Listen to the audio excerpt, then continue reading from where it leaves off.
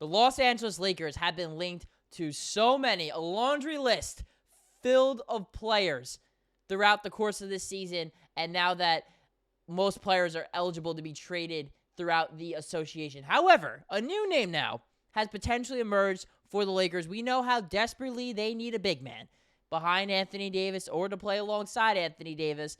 And this one of the best rebounders and rim protectors in the NBA, is now available for the Los Angeles Lakers out there on the East Coast. Someone they've played this season due to a logjam at their own position there on their own team. This player, none other than Clint Capela, might have a shot at becoming a Los Angeles Laker. We're going to talk about those prospects, what the rumors are, and if he realistically could be rocking the purple and gold at some point this season. And welcome to Lakers Digest here, guys. My name is Hunter Pitcoff. We cover everything, and I'm not joking, everything surrounding your Los Angeles Lakers. And if you haven't already, guys, what are you doing? Just subscribe to the channel. It's a season of giving here. We are, at the time of this recording, no joke, just a handful of you guys away from reaching 3,200 subs after we got 3,100 about a week ago, to quote Bobby Shmurda. So let's get to that right now. I don't want to keep this waiting. Let's get to that before the new year, and maybe we can keep raising that bar. We'll grow together. This is a community, and we'll keep growing it here, but I don't want to keep you all here too long. Let's just talk about today's video here. A major, huge trade update. The Lakers linked to an elite center, and like I said, this is what the report is saying about the Lakers here and Clint Capela and his aspirations to become a Los Angeles Laker. 1 year after the Hawks gave Onyeka Okongwu a contract extension, they are ready to make him a starter, and they have started exploring trade options for Clint. Jake Fisher for the publication Bleacher Report said that the Hawks, quote, would like to find a new home for Capela prior to the February 6th deadline to get something for him since he is in the final year of his contract. A little strange the Hawks would look to subtract from their roster because there's been a pleasant surprise so far, but they just advanced to the semifinals, NBA Cup, winning a group, beating the Cavs, beating the Celtics, two of the best teams in the league. So I don't really agree with that last part. Here's why. Clint Capela is been a good player, 100%, for the Atlanta Hawks this year. Let's look at his numbers, what he's been putting up. In 23 minutes a game, playing 28 games, 58% from the field, 10 points, 9 rebounds.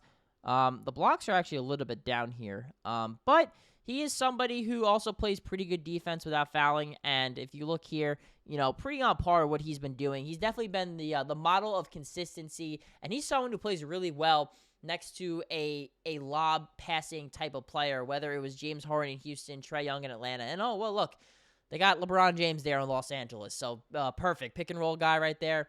Fits well. Also very agile on his feet. He is somebody who can switch onto smaller players if needed. Really good rebounder, really active around the basket, offensive rebounding. Is not going to give you a lot of versatility offensively, has a pretty limited bag, but he's going to do all the dirty work and is someone who could legitimately play the center position next to Anthony Davis or relieve him of minutes as well. And with all that being said, should the Lakers go after Clint Capela? Because you're like, all right, he's a good basketball player. Why is he available? The main reason he's available, guys, is because Atlanta, while they have been playing better, he is their starting center. They signed Onyeka Okongwu to a $64 million extension last offseason. That's going to kick in, I believe. It kicked in this year, I believe. And on top of that as well, when they traded DeJounte Murray, they got Dyson Daniels, a really good guard, but they also got Larry Nance Jr., a very good big. So with Onyeka, Larry Nance, and Clint Capela, that is a logjam at your center position, and therefore, someone's got to go. And Clint Capela, for him, wrong graphic here, guys. Here is his contract for this year, a little over $22 million, and then he's going to be about 31 years old next season. So definitely a guy in the prime of his career, not a younger player that maybe Laker fans want, but definitely fits the billing for the type of player that the Lakers need as a center on this roster. So should the Lakers trade for him? I don't think so, and here's why. Clint Capela is a good basketball player, but for $22 million, you're going to have to give up a lot to get him. Because the Lakers, since they are in the second tier apron of the salary cap, they have to give up more salary than what they're getting back in a trade, right? So that would mean they'd have to give up D'Angelo Russell or Rui Hachimura most likely. Probably not both, just one. And then either a Jalen Hood-Schifino or they'd have to give up a Maxwell Lewis, someone along those lines, and probably maybe a second or two, a second-round pick, maybe two, to go get Clint Capela. I don't think that's a bad, I guess you can say, value. However, I think D'Angelo Russell and Rui Hachimura are better players than Clint Capela is. I think the Lakers' best-case scenario, actually, they play this smart. The Atlanta Hawks, they get greedy. They like what they have. They end up trading Capela to upgrade their roster. And that's also it, too, guys. The Hawks are a good team. They just beat the Lakers. Like, this is not a team that is just looking to shed salary. Otherwise, they wouldn't trade Capela. They just keep him on the team because he's an expiring contract. They're trying to get some value for him. And so I think what realistically could happen for the Lakers and how they can actually land Clint Capela is this. Clint Capela gets traded somewhere else. Gets traded to a team that is not looking to win this year. They cut him, right? They buy him out, and he hits the open market. And the Lakers, if they get good enough, can offer him a contract for next to nothing and bring him all on the team. Kind of what they did with Andre Drummond a few years ago. I know that didn't really work out as well, but I think Clint Capela is more of a plug-and-play guy than Andre Drummond was at that point of his career. He was kind of in a transition year between being an all-star caliber player and learning how to be a role player. Clint Capela knows exactly what kind of player he is, and he fits exactly what the Lakers need. I think that's their best-case scenario, is the buyout market and to get a guy like Clint Capela. I think that would be perfect for the Los Angeles Lakers. They would fit a need, and they wouldn't have to give up anything to go get him. Now, they'd have to clear a roster spot to make that happen, and that would require making some moves prior to that.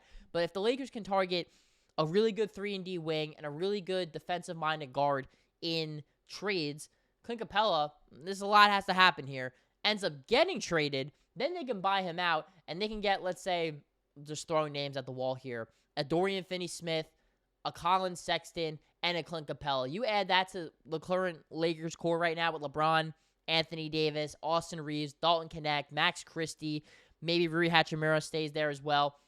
Now you're cooking with fire, right? Now you got something there cooking in the pot, and that's going to lead to some pretty good, clean basketball and good rotations for J.J. Redick and that staff. But let me know down below in the comments, guys. Should the Lakers be interested in Clint Capela? Is this someone that they should trade for? Or maybe listen to my theory here a little bit. Wait it out, play the long-term game, and see if Clint Capela is available in the buyout market. But I'm going to bring it up one more time. I'm getting annoying with it. If you watch all my videos, you're going to be annoyed with it too. But we're in this one together. We're just a couple of subs away, guys. And even when we reach 32, let's get greedy. I want to get this higher and higher and higher. Me, Okechi Opakama, my partner in crime, my co-host, and Nick Goss are our big three of content creators here on Lakers Digest. We want to get this channel rocking. Let's enter the new year on a high note here. The Lakers are building some momentum, the ball team.